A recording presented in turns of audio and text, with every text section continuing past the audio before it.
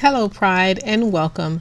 This is week 11 of 20. You're having our conversation on loving yourself, trusting your instinct, and avoiding dangerous relationships. Don't touch that channel. I'd like you to sit back, relax, and enjoy the next few minutes of manipulation. I think we all know what manipulation is. It's when somebody uses something that is important to you against you to get their way. You know, manipulators can approach you in several different ways.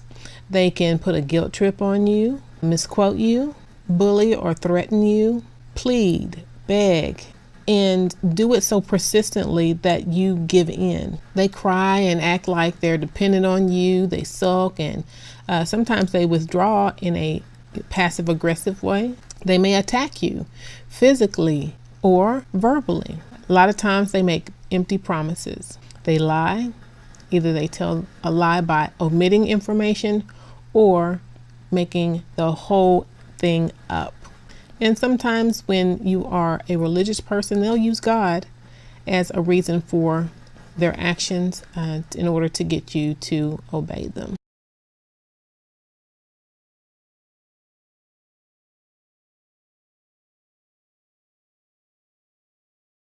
You know, typically there are 4 characteristics for people who manipulate. First of all, they know how to detect where your weakness is. And once they figure out what that weakness is, they are going to use it against you. They'll convince you that you have to give that up or give something up in order for them to get their way. And once they're successful, they will use it over and over and over again until you expose it and make them stop. I'm sure that every one of us has heard some of the top few manipulative phrases that are used. Number 1, if you love me, you would do blah, blah, blah.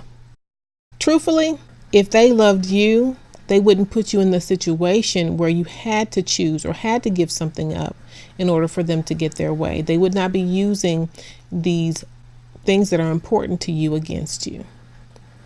Number 2, I'm not them, so don't make me pay for what they did to you. Ladies, I want you to know that you have the right to protect yourself. You have the right to change your behavior. You have the right to adapt yourself so that you are not placed into the same situation with the same vulnerabilities. Often I tell women, don't share your past with your current partner unless you have been together for about a year. And the reason why is maybe voluntarily or involuntarily.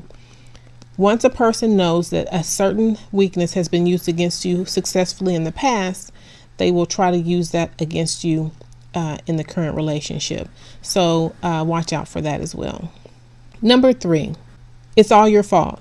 If you hadn't done this, I wouldn't have done that. The truth is, everybody has a choice over their behavior. If you were in a healthy relationship, this would not occur. They would not blame you for everything or someone else for everything. In fact, they would be able to communicate with you how you're making them feel and be able to control their behavior. The big one. Nobody else loves me but you. I don't have any friends or family, and you're all I have. If you leave me, I'll have nothing. I'll have no reason to live. The truth of this is, if a person doesn't have friends or family there to help comfort them, and they're not an only child and all of their family members are dead, they have done something to those other people to cause them not to want to have a relationship with them. So why would you want to place yourself in a situation where you will become the next victim? Now, if you are falling in the category of being a manipulator, I want you to seek help. There are people who can help you work through ways of communicating how you're feeling and getting what you need in a healthy way. Manipulation is abuse, and it should not be used at all in any relationship. Manipulation, avoid it at all costs. Above all things.